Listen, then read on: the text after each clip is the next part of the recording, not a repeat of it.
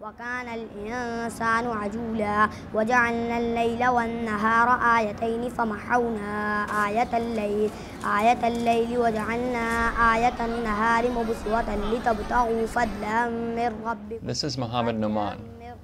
Like hundreds of thousands of other Pakistani children, he's a student of Hafiz, the memorization of the Quran by rote in Arabic, a language he doesn't understand.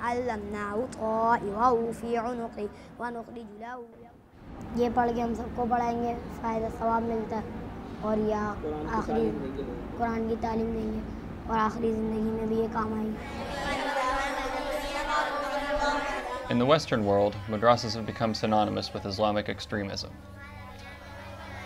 Images like these of young students rocking back and forth as they recite the Quran have become a common backdrop to accusations that madrasas brainwash kids and prime them for militancy and terrorism.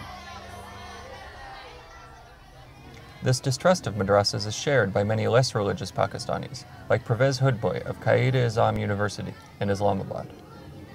And these are students who are not taught to think, who are not taught to question, but they're taught to obey. That obedience now, in an age where the mullah has become violent, where he is on the war path, where he calls for jihad, is now a prescription for tearing society apart.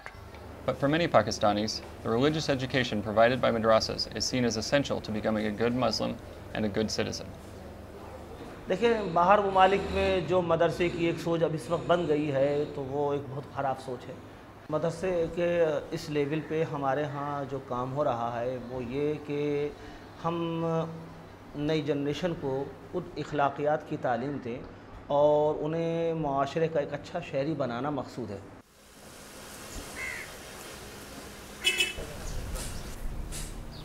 Jamia Tanzur Ulum Hamidiya, on the outskirts of Karachi, is a typical madrasa.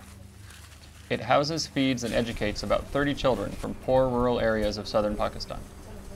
The school is funded through zakat, the charitable donations required of all Muslims. हमारे पास बच्चे पढ़ रहे हैं बिल्कुल गरीब आदमी देहात की हैं बराड़ की वसल स्कूल भी नहीं है ये स्कूल प्राइवेट है उसमें फ़ीस है फ़ीस नहीं दे सकते गरीब आदमी इस वजह से ये पढ़ा ये तालीम अच्छी है फ़ीस से बिला मुफ्त है अल्लाह का खौफ भी है दुनिया आखिरत की अच्छाई भलाई भी है उस वजह से ये पढ़ा रहे हैं.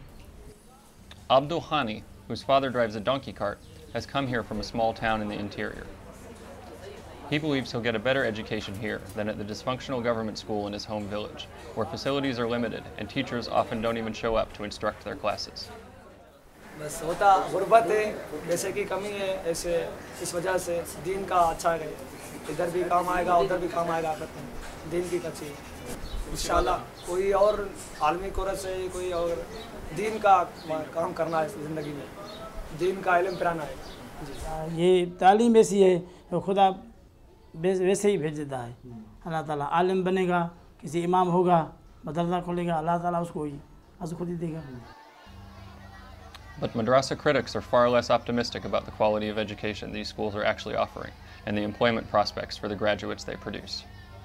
There is very little of modern content in the madrasa education, and so when students are when they graduate from these madrasas, they don't have skills that can be used in the rest of society apart from teaching kids the Quran, apart from becoming the custodians of mosques and people who can give the call to prayers, muezzins and so forth.